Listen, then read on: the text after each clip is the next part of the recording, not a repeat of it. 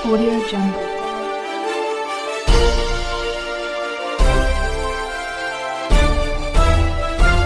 Audio Jungle. मैं रंजन कुमार। नमस्कार। अभी आप देख रहे हैं कंचन न्यूज़। इसे लाइक, सब्सक्राइब एवं बेल आइकॉन दबाना ना भूलें ताकि न्यूज़ का नोटिफिकेशन सबसे पहले आपके पास पहुंचे। अब चलिए खबरें विस्तार से। परम श्रद्धेय रामलाल सिंह दिनकर जयंती के पावन अवसर पर हमारे बीच बिहार सरकार के पूर्व मंत्री, भारतीय जनता पार्टी के वरिष्ठ नेता श्री जिवेश कुमार जी, हमारे बीच पूर्व विधायिका भाजपा के प्रवक्ता बहन श्रीमती उषा विद्यार्थी जी, हमारे लोकप्रिय विधायक वीरेंद्र पासवान जी, हमारे बीच परम श्रद्धेय अभिभावक संघ चालक माननीय राम लखन बाबू, बहन विमला जी, पूर्व भाजपा अध्यक्ष राम सुरन सिंह जी, शशि जी, विजय शर्मा जी, रालोसपा के जिला अध्यक्ष विनय चौधरी जी, यहाँ उपस्थित सम्मानित मंच और सामने बैठे हुए परम श्रद्धेय अभिभावक, युवा मित्रों, आज संजोग है और थोड़ा विलंब भी हो गया। एक घटना घटित हुआ, आ रहे थे हाजीपुर से लाश लेकर के रोड पर जाम किए, फिर घुमा करके के लौट करके आए तो काफी समय उसमें निकल गया। और जगन्नाथ ठाकुर जी हमारे प्रदेश के महामंत्री, उन्होंने कहा था कि 2 घंटे में आ जाइएगा, एकदम आराम से आइए, लेकिन घटना का किसी को जानकारी रहता नहीं है। बिहार के अंदर रोज घटनाओं का क्रम चल रहा है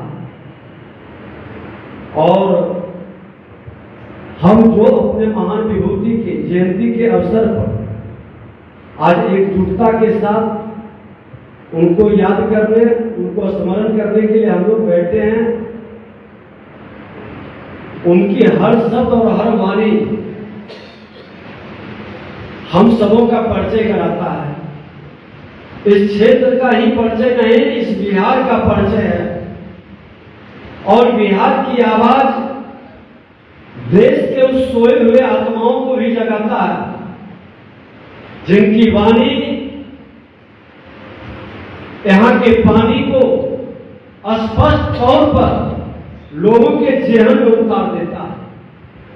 और आज दिनकर जी का बहुत सारी उनके साहित्य साधना जो अपूर्व था, कविताओं में छायावादी युग का प्रवाह होने के कारण श्रृंगार के भी प्रमाण मिलते थे। महान कवि, वीर रस के कवि ने हमेशा से श्रम साध्य जीवन उन्होंने जिया है और विपरीत परिस्थिति, गरीबी में भी वो अनुकूल परिस्थिति साहित्य की गरीबी को झलकने नहीं दिया। वो महान व्यक्तित्व जिनकी कीर्ति पर हम सब गर्वान्वित होते हैं और होना भी चाहिए। कहा भी गया है कि निज गौरव पर जिसे हो न अभिमान, निज गौरव पर जिसे हो न अभिमान, वह नर नहीं पशु के समान। आज कहीं न कहीं हम ठहर गए हैं, हमारी विरासत ठहर गई है। हम स्पीकर के नाते लोकसभा के अंदर एक बैठक थी लोक लेखा समिति का, उसमें स्पीकर भी जाना था। तो हमने दीवारों पर देखना चाहा कि हर स्टेट का विरासत का प्रतीक चिन्ह लगा हुआ था लोकसभा के अंदर, जो पुराने संविधान सभा अब बन गया। उसमें बिहार की भी तस्वीर थी। हमने अपने मोबाइल के अंदर कैद किया और वही तस्वीर बिहार विधानसभा के शताब्दी स्मृति स्तंभ पर हमने उतार दिया और हमने बिहार के माननीय मुख्यमंत्री नीतीश कुमार जी को कहा, उस समय नेता प्रतिपक्ष तेजस्वी यादव जी थे, हमने कहा कि हमारी जो यहाँ की बिहार के प्रतीक लोकसभा सेंट्रल हॉल में लगा है, वह प्रतीक कहीं न कहीं भटक गया है। कुछ चिन्ह तो उसका मौजूद है, कुछ चिन्ह बदल गया है। कारण क्या रहा मैं नहीं जानता, किसने ऐसा गुस्ताखी किया ये भी मैं नहीं जानता, लेकिन हम अपने विरासत का सम्मान कर सकते हैं, इसे सुधार सकते हैं। और उस प्रतीक को हमने लगा करके और आने वाले समय में बिहार का वो प्रतीक बनेगा। इसका श्री गणेश शुरुआत हमने देश के महामहिम राष्ट्रपति महोदय के कर कमलों से उसका शिलान्यास करवाया और देश के प्रधानमंत्री जी से उसका उद्घाटन करवाया। और दिनकर जी की उस पंक्ति को कि हुंकारों से महलों की नींव उखड़ जाती है, हुंकारों से महलों की नींव उखड़ जाती है, सांसों के बल से ताजे हवा में उड़ता है, जनता की रोके राह समय में ताव कहां, वह जिधर चाहती काल उधर से ही मुड़ता है। जो रोकना चाहता है सीढ़ी वालों के उस कदम को, जो बिहार को सुशासन से अवगत कराया, जो बिहार के सामाजिक समरसता के स्वरूप को दिखाया, जो बिहार को देश के अंदर एक नई पहचान दिया, एक इंडस्ट्रियल वातावरण बनाने में किसानों के नसों के अंदर नहरों का जल प्रवाहित कर करके जो माहौल खड़ा किया, क्यों ठहर गया, किसने रोका? ये जातीय जहर के लहर के कहर से सत्ता तत्काल प्राप्त किया जा सकता है, सामाजिक समरसता का प्रेम नहीं बढ़ाया जा सकता है। और जिसने ये माहौल को खराब किया है, उस माहौल को बदलने के लिए आज राष्ट्रकवि दिनकर की हम उस साहित्य को, उस किताब को हम पढ़ें, नौजवानों के बीच उसकी चर्चा करें। आज रेणुका के हुंकार, रजवंती के अंदर के ये तमाम आजादी के पहले के लिखे हुए किताब थे और कुरुक्षेत्र रश्मि रथी उर्वशी ये प्रमुख उनका जो कवि के रूप में अपनी वाणी को शब्दों के श्रृंगार से संजोए थे, उससे जो हमें प्रेरणा मिलती है। 1947 में देश स्वाधीन हुआ और बिहार विश्वविद्यालय में हिंदी के प्राध्यापक विभागाध्यक्ष नियुक्त होकर मुजफ्फरपुर उस शहर के अंदर में, उस कॉलेज के अंदर में उनकी कई स्मृति, कई बार जाने का मौका मिला है।